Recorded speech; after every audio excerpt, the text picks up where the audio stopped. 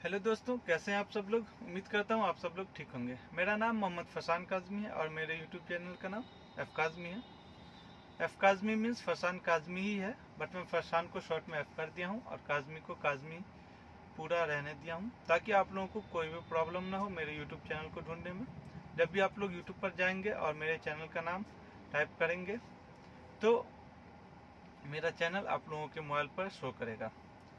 दोस्तों, मैं इस वीडियो में मानव शरीर के हाथों में जो उंगलियां हैं उन उंगलियों के नामों के बारे में बताने वाला हूं और उन उंगलियों के इशारों के बारे में कि कौन सी उंगलियों का सहारा हम किन इशारों के लिए लेते हैं। तो चलिए दोस्तों, स्टार्ट करते हैं।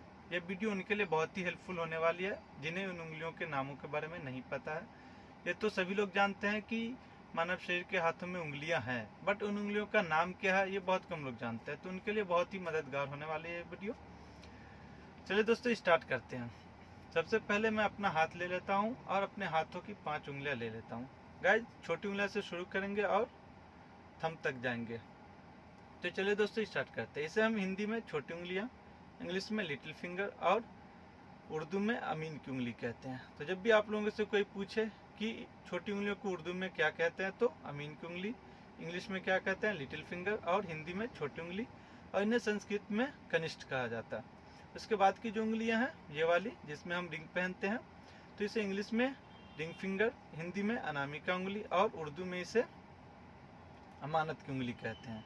उसके बाद की जो उंगलियां हैं जो हमारे उंगलियों में सबसे बड़ी और सभी उंगलियों के बीच में होती है, तो इसे हम मिडिल फिंगर कहते हैं इंग्लिश में, और उर्दू में इसे हम जन्नत की उंगली और हिंदी में इसे हम मध्यमा उंगली कहते हैं। तो जब भी आप लोगों से कोई पूछे कि मध्यमा उंगली कौन है तो ये मिडिल वाली जो बीच की उंगली होती है उसे बोलिएगा, और जन्नत की उंगली कौन है तो ये वाली, और मिडिल फिंगर कौन है तो ये वाली। उसके बाद की जो उंगलियां हैं ये जो आप देख रहे होंगे पकड़ रखा हूँ, इसे हम इंग्लिश में इंडेक्स फिंगर कहते हैं और उर्दू में इसे शहादत की उंगली कहते हैं और हिंदी में इसे तर्जनी उंगली कहते हैं। उसके बाद की जो उंगलियां हैं ये वाली जो हमारे हाथों में सबसे छोटी और थोड़ी मोटी होती है, तो इसे हम अंगूठा कहते हैं। हमारे हाथों में 2 छोटी उंगलियां हैं, एक तो ये अंगूठा, एक छोटी वाली। तो अंगूठा छोटी भी होती है और थोड़ी मोटी भी होती है, तो इसे हम अंगूठा कहते हैं हिंदी में, और इंग्लिश में थंब कहते हैं, और उर्दू में इनको हम फर्ज की उंगली कहते हैं। दोस्तों, हमने तो उंगलियों का नाम तीनों लैंग्वेज में जान लिया। अब जानते हैं इनके इशारों के बारे में। तो गाइस, छोटी उंगलियों का सहारा हम इस तरह से तब लेते हैं जब हम कोचिंग में होते हैं और सर से छुट्टी लेना होता है, तो सर को इशारे में इस तरह से इशारा कर देता है तो सर समझ जाते हैं कि ये 5 मिनट के लिए जाने वाला है। दोस्तों, जब हमको कोचिंग में इस्तिंजा लगता है या यूरिन को जाना होता है तो बहुत सारे लोग होते हैं, तो सर से बोलने में थोड़ा ऑड फील होता है, शर्म लगता है कि सर इस्तिंजा को जा रहे हैं, तो ये बोलने में शर्म लगता है, तो इसीलिए हम इशारों में सर से छुट्टी ले लेते हैं। तो इस तरह से जब भी हम दिखाते हैं तो सर समझ जाते हैं कि ये इस्तिंजा को या 5 मिनट के लिए जाने वाला है। उसके बाद की जो उंगलियां ये रिंग फिंगर। दोस्तों, रिंग फिंगर का हमारे भारतीय समाज में और ईसाइयों में बहुत ही महत्व है।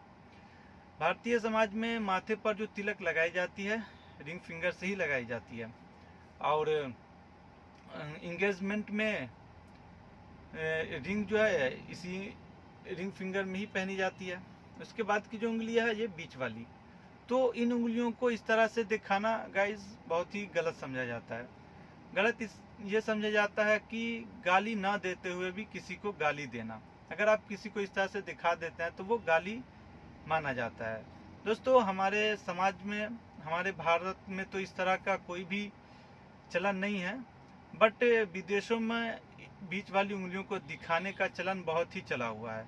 तो इस तरह से अगर कोई दिखाता है तो लोग गाली समझते हैं, मतलब इस तरह से कि गाली ना देते हुए भी गाली मुंह से ना दे के इशारों में गाली देना माना जाता है। और उसके बाद जो हमारी उंगलियां हैं ये शहादत की, जिन्हें हम इंडेक्स फिंगर कहते हैं इंग्लिश में।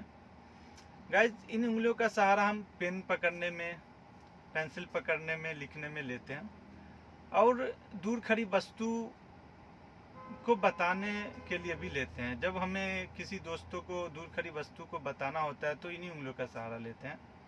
गाइज उसके बाद जो हमारे हाथों में थंब है, अंगूठा जिसे बोलते हैं हिंदी में, तो इनका सहारा हम किसी को ऑल द बेस्ट कहने के लिए लेते हैं, या किसी को अंगूठा दिखाने के लिए, मतलब बहुत सारी चीज़ों में इनका सहारा लेते हैं। किसी को अगर कुछ अंगूठा दिखाना हो, धोखा देना हो, तो इस तरह से भी दिखा देते हैं लोग। बट ऑल द बेस्ट कहने के लिए ज़्यादा यूज़ होता है हमारे इंडिया में। दोस्तों, कैसी लगी आपको ये वीडियो अच्छी लगी हो तो लाइक एंड सब्सक्राइब ज़रूर करें मेरे चैनल को। Thank you for watching my video.